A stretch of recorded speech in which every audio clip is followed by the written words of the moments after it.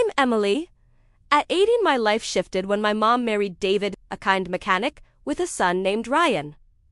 Suddenly, we were a blended family in suburban Denver. Ryan was 16, quiet, and intense, while I was an outgoing art student. For years, we were polite strangers just past the milk and good morning. But as I hit 22 and he turned 20, the rhythm changed. We found ourselves chatting late at night in the kitchen, sharing a dry humor that only we understood one Friday night. After coming home tipsy from a club, loneliness hit me hard. I saw a light in Ryan's room and knocked. I walked in, my robe loose, fueled by alcohol-induced boldness. I asked to lay down, let my robe fall, and slipped under the covers. He froze, but then his arm went around me. That night, a deep, natural connection formed. Everything felt different after that. At breakfast, we played the role of siblings, but underneath, a secret was buzzing. Stolen moments became our habit. When our parents slept, I'd slip into his room. We whispered about our dreams and fears, our bodies pressed together in the dark. We became each other's confidants, sharing art and vulnerabilities. The pull was magnetic, yet the guilt was a constant wave. Mom was so happy with David.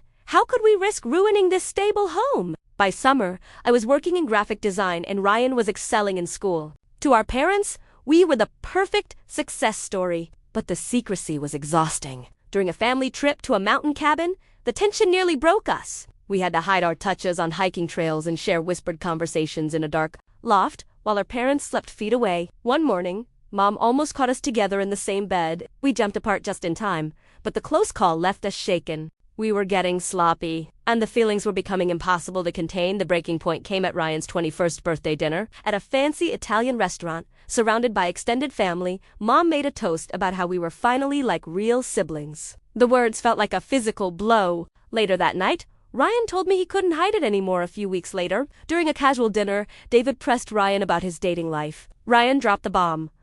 I've been seeing someone. It's Emily. The silence was deafening. Mom shattered her wine glass. David turned pale. A war of words erupted. Accusations of betrayal and wrongness filled the room. The night ended in total chaos. With our family unit shattered, the aftermath was a nightmare of cold silence. Mom couldn't look at me without sobbing, and David treated us like ghosts. We entered family therapy, where the sessions were raw and brutal. Ryan moved out to a dorm to give everyone space, but we continued to meet in secret. We realized our love was stronger than the labels society placed on us. Slowly, the healing began. I had a heart-to-heart with Mom about my childhood loneliness, and David eventually acknowledged that our feelings were real, even if he didn't approve. It took a year of painful communication, but the ice finally thawed. Ryan and I eventually moved into an apartment together. We aren't the perfect family anymore, but we are honest. We found a way to rebuild from the wreckage, proving that sometimes the most complicated paths lead to the most authentic lives.